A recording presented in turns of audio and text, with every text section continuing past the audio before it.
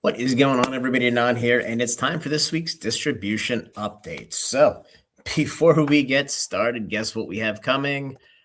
You guessed it, super premium collections for Prismatic Evolutions have landed at distribution, and it seems like there are a lot of them. So, we haven't gotten these since May of 2025. I actually went back and saw some of my old invoices from over a year ago. But yeah, it looks like there's a little bit above 150,000 of them. And I'll get into the rest of the Pokemon at the end of the video. But I want to get you guys hooked because this is a very, very important part of this. So by my best estimate, there's somewhere around 150,000. Now, distributors are charging somewhere around 200 to 235 per. So it's basically a free money machine for distribution. I would not expect a whole lot of price decline on these, but there are going to be a lot more out into the market. And I think, as I mentioned with with the ETBs, there's about twice the volume of ETBs, maybe a little bit more, just based on my conversations with distribution. But obviously, they're a much cheaper price point. Really selling to stores in the $90 to $100 range for ETBs. So we're north of twice that for half the volume. So net, it's kind of 6 to 1, half a dozen another. But again, we've just gotten a lot of Prismatic between bundles and ETBs. A lot of cash put out the window. And quite honestly, I got offered 10 cases of these from a distributor where I never get more than a handful of cases, which is interesting because I have a feeling, just based on the price point, there might be a lot of folks that are turning it down, which is a little fascinating because, look, it's a big bite and it's a lot of money, and it's not as easy to flip for free tendies as what it was before. Because if you're trying to sell these for $300, $350, now all of a sudden you start to cut down the number of folks that can buy it. So anyway, there's the lead. Let's get into the discussion. So Dragon Ball Super, Fusion World, Masters. I was actually looking at Dragon Ball Masters, placed some orders late last week. It isn't a game that we've done a whole lot with, but I mean, this Ultra Bout number 5 booster display, B32, it looks interesting to me. And again, we have people asking for it, but the boxes from the last set, they're doing as well as Fusion World. They're $200. So it's crazy how much hype there is going around Dragon Ball Super right now. Again, whether it's Masters or Fusion, it's one of those things where it's hard to get enough. It really is. Moving on, Final Fantasy, really not a whole heck of a lot there. The Dreamlike Ocean set continues to sell reasonably well. And then we have the next set. I think the next set was open for order, a little bit ago. It was back in February, so it doesn't come out till August. So that gives us time to work through the inventory of this. And again, the prices have held up extremely well on Dreamlike Ocean, Journey to Discovery, and Gunslinger of the Abyss, which are the last 3 sets, in spite of the distribution price going up by 25% for quote-unquote tariffs. But it keeps moving, and the prices are holding up well. So we'll see. Flesh and Blood, we did get confirmation. It looks like there's no allocation or very little allocation, I believe. Now, don't take my word for it, but that's as far as I can tell for Omens of the Third Age. It does look like orders from distributors are down about 20%, 15%, 20% from Compendium of Wraith. For those of you who didn't see it, looks like LSS cut their map pricing across the board on old stuff. I think also Compendium. I didn't really care enough to look and confirm for the video. But one of the things I want to do, and there's a really interesting creator from Europe, and I can't think of the guy's name off the top of my head that I follow. He does an expected value of all the fab sets. I think it's once a week, and I really want to piggyback off his video, and I'll reference him and give everybody his link in the video when I do it. But it's basically about how Flesh and Blood is failing because the EV of every box is like 2/3 of the price of the box, even though the boxes aren't holding up. So the singles are performing so horrendously bad, but then sealed product doesn't sell and it ages poorly as well. So if you can't sell singles and you can't sell sealed product, you don't have a game. And the problem is they've driven all the collectors and investors out of the game because, quite honestly, they just listen to Game Piece Army. A bunch of socialists from New Zealand, I guess. I don't know. I just made that up. But the game's going to die, and it's going to die a miserable death because you have a lot of people that want to play that don't want to spend any money, but there's not going to be anybody to buy the boxes and provide the singles because the value of the singles is 50%, 2/3 of what you have to pay for the box. I mean, the EV of Compendium is like $50. And I know Rudy keeps shooting his mouth off like a dumbass, saying that the antiquity packs, they're selling for $60 all day long. There's been like 100 that have sold in 2 months on TCG Player. It's great that there's a high price on it, but they don't sell, they don't move. So in typical Rudy fashion, he's either talking his book or he's just too intellectually lazy to follow through and actually look to see if something's selling at a price point. But I digress. Moving on. Force Will, not much to talk about there. Godzilla, not much to talk about here. Gundam, GDO4 came out. It's selling like crazy. The cards are beautiful. I did do an opening as I was trying to calibrate my new camera so I can actually do openings and stuff like that, and it doesn't look like total shit. The sell-through is great, but again, you have like Devastation just smashing the price because everybody's dumping it for $110. But if you go to the earlier sets, the prices continue to move up, which is a telltale sign of interest, growing consumer base, whether it's players or investors or collectors in Gundam. GDO1 is $280 a box on TCG Player right now, and there's not a whole lot of product there. We're 9 boxes from $300 for the first set of Gundam. It's been a year, and I don't think a whole lot of people are paying attention to it.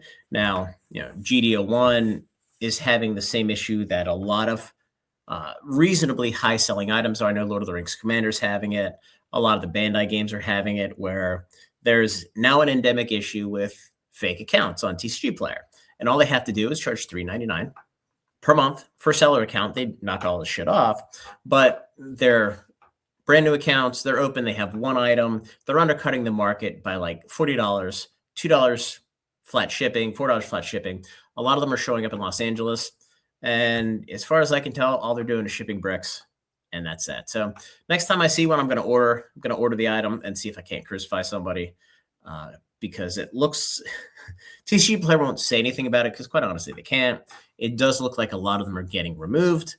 But again, all you have to do is create a barrier to entry for the set. And look, I think the guys at Manifold do it right. They get you on a Zoom call and they just want to see you face to face to make sure you're not a scammer. But that's really, really hard to do at the scale of TCG Player.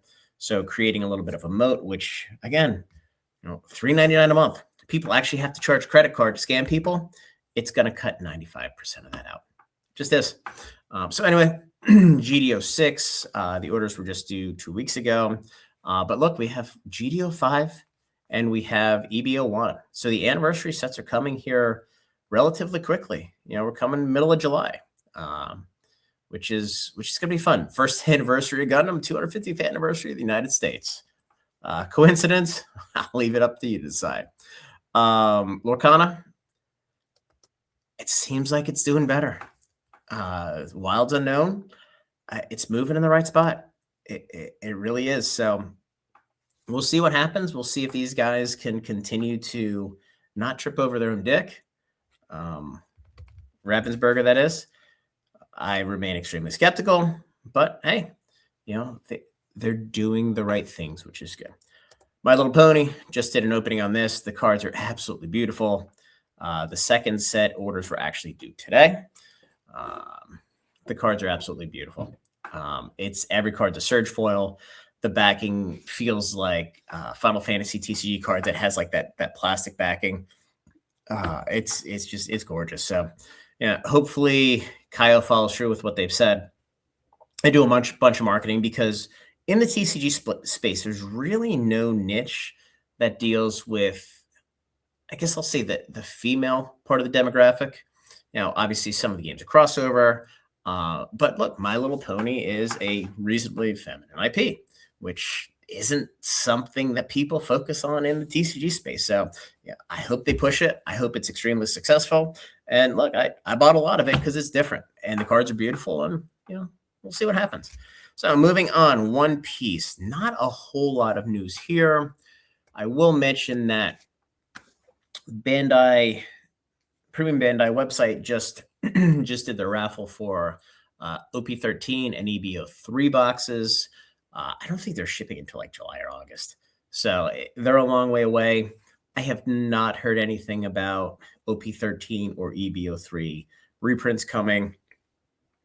I know they've been talking about it forever, but look, it looks like it really does take Bandai 6 months to prep and print stuff.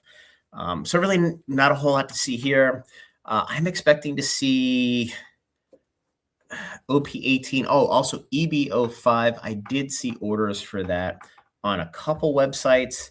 Not everybody's has it yet. I think that's an October set. There's not a whole lot of information out there. It says something like characters helping Luffy on his whatever adventure. That doesn't mean shit to me. So anyway, moving to Riftbound. So some news here. It does look like Unleashed. Well, Unleashed is coming out. Looks like allocations are pretty much done across the board here. These Unleashed vaults, these are impossible to get. I think we're about 400 total boxes of Riftbound, and I don't think we've gotten 12 Unleashed vaults from everybody, including our organized play vendor. I would hold on to these things like they're gold bars, because if there's anything exclusive in there, I don't even know why they printed the SKU. It doesn't make any sense to me. That being said, the Origins reprint has finally landed in U.S. distribution. Looks like most distributors are going to stick to pushing this to their organized play vendors, which is a good thing. I don't think there's a whole lot of product coming, maybe 25,000 boxes, 30,000 boxes. So I don't think it's going to have a massive impact on the market, but I'm hoping that this is the last one. Now, Proving Grounds, I have not heard about these yet, and I believe they're being printed at a different facility than Origins. So we'll see when those come. I've heard nothing on Spirit Forge. Quite honestly, just don't print it. Let it work through the system. And quite honestly, just stop importing the foreign shitty boxes to the US. All they do is pollute TCG Player. That's my own complaint. When a third to 50% of the active listings are foreign boxes with pictures, it just annoys the shit out of me. So let's see, moving on. Sorcery Contested Realm. For those of you who give a shit, like the two of you guys out there, looks like these guys are getting away from distribution and they are going direct to consumer or through Team Covenant or Rudy or Star City Games. So my guess is they either don't like the pricing, they can't stomach the pricing because they know they had to cut their print run and the math doesn't work on the economics, or distribution just said, thanks, but no thanks. We don't want to deal with you guys. You guys are extremely unreliable and you're flaky. Who knows? Don't care. Let's move on. Union Arena, the new hotness. Not a whole lot going on here. The solo leveling. For those of you who didn't see, they did announce a second reprint of solo leveling. However, it's not going to have the serialized cards or the auto. I think there's autos in this as well. So not ideal. Quite honestly, I think the second is going to be kind of shitty. One thing I didn't realize I do want to confirm this. I was talking to one of my reps the other day, and he mentioned that I think, yep. So the 100 Girlfriends Who Really, Really Love You, this is brick and mortar restricted. I thought it was brick and mortar restricted previously, but apparently this is brick and mortar too. Hold on, let me keep looking. Okay, yeah, so Sakamoto is not brick and mortar restricted, but it looks like the time I got reincarnated as slime. So the June set is the first one that's going to be brick and mortar restricted. The reason I say that is when we went to, oh my God, I can never remember the set name, Evangelion. When we went to that set, they had announced that they're going to brick and mortar exclusive for this. No more backpack sellers, no more children dumping products. And the product started holding up extremely, extremely well. Now, I don't know if that's a function of Bandai getting involved in the allocation or just a perception that, hey, this shit's going to get tightened up. Once we get back to, or once we take the next step in June to the time I got reincarnated as a slime, and by the way, this is an order from December 2025, things are going to get really, really tight. So I think the boxes are going to hold up extremely well because the print runs are probably going to be 40% less, a third less than what it was previously without the backpack sellers, which is really, really good. Again, we are all incented to have all of these games be extremely successful. So let's see real quick.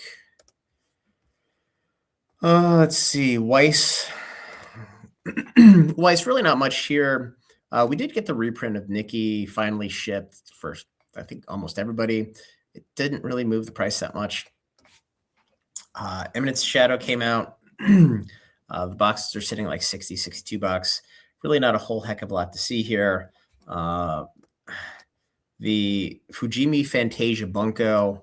And I'm going to look at this while I'm on here because, again, that's not an IP I'm super familiar with. But I do want to, oh, here we go. Volume 2 booster box. I mean, the booster boxes are $74. So, hold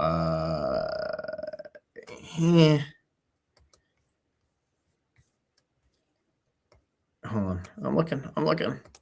Yeah, the boxes are $74 and the set just came, did it just come out or is it coming out?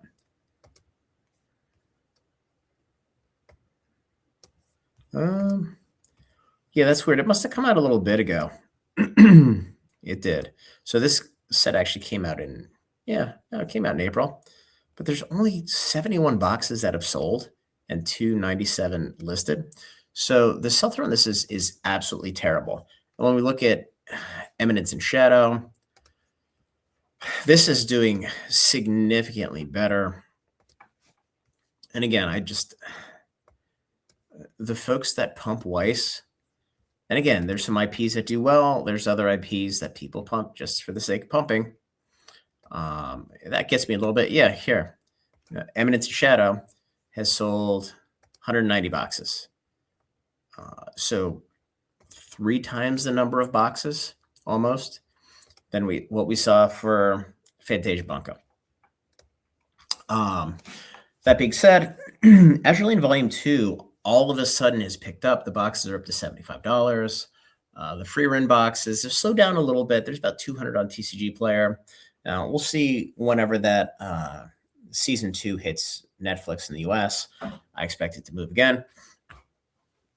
I do want to mention that, again, Brown Dust 2, the orders are now closed for Japanese print. There is only one way to get them in the US. It is not through any of the large distributors, which is interesting. But I would imagine at some point, I mean, here, these are all kind of your ho-hum releases through October. I would imagine Nikki Volume 2 is going to be September. I kind of expected it to be here already, but I guess they already said it's going to be year end, so it might be their December set.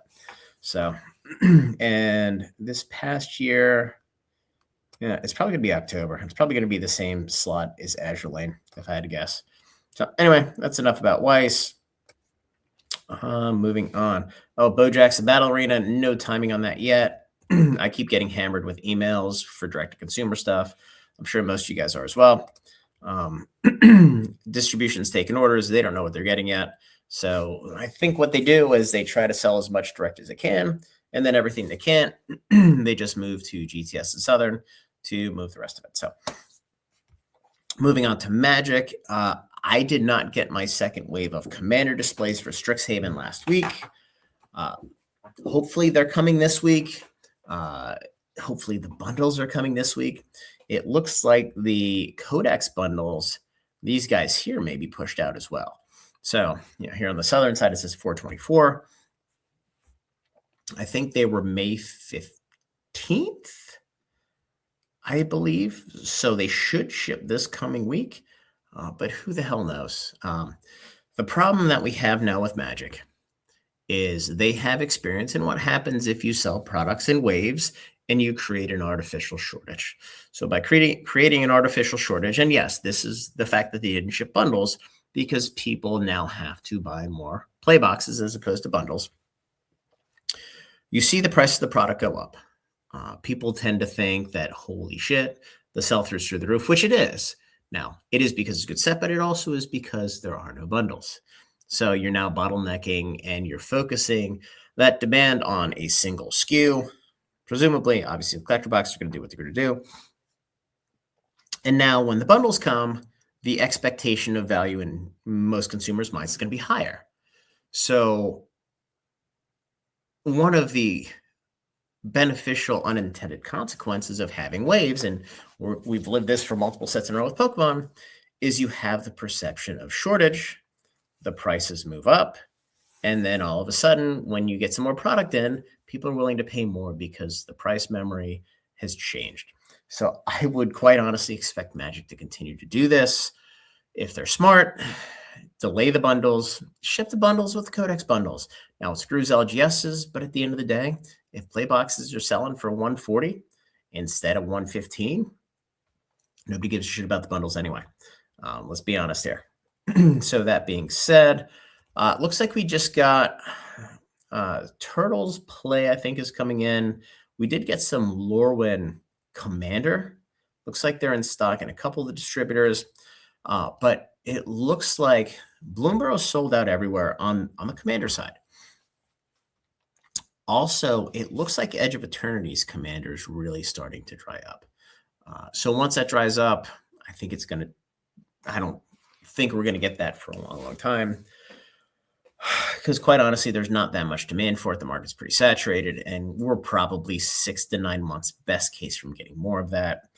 And then Edge of Eternity's play boxes, it looks like they started to land in distribution last week. Now, I have most of my allocations from some folks. I don't have them from everybody. So we'll see what happens, but it does look like the print of Edge of Eternities is just a little bit smaller than Bloomberg and a little bit larger than Foundation's play. So that's it for Magic here. Should start to get allocations this week for Marvel. Hopefully. I know orders are due. Normally about 2 weeks before orders are due, I start to know my numbers, or at least have some idea of what distribution's getting. I am completely flying blind with Marvel because, quite honestly, they can't afford to screw this up. So I'm hoping it comes in and it's like the initial Spider-Man, where everybody thought it was short printed and blah, blah, blah, blah, blah, blah. With nothing's ever short printed. But the only thing that matters is the perception of supply and market. And it's something that Magic has done to varying degrees of success in the past. So moving on. Oh, one last thing. And I did a video on this based on what I've seen pre-orders from Mexican distribution from Wizards of the Coast and Mexican distributors purchase out of Texas. It's U.S. product that just goes south, obviously. It does look like it's Ixalan set, Wild set, and potentially all will be one set again, coming the end of Q2. So again, I'm reading the tea leaves. I have not seen anything from U.S. distribution. I have not seen any dates. I know from Mexican distributors, they're taking orders for those 3 sets with an estimated May to June delivery date.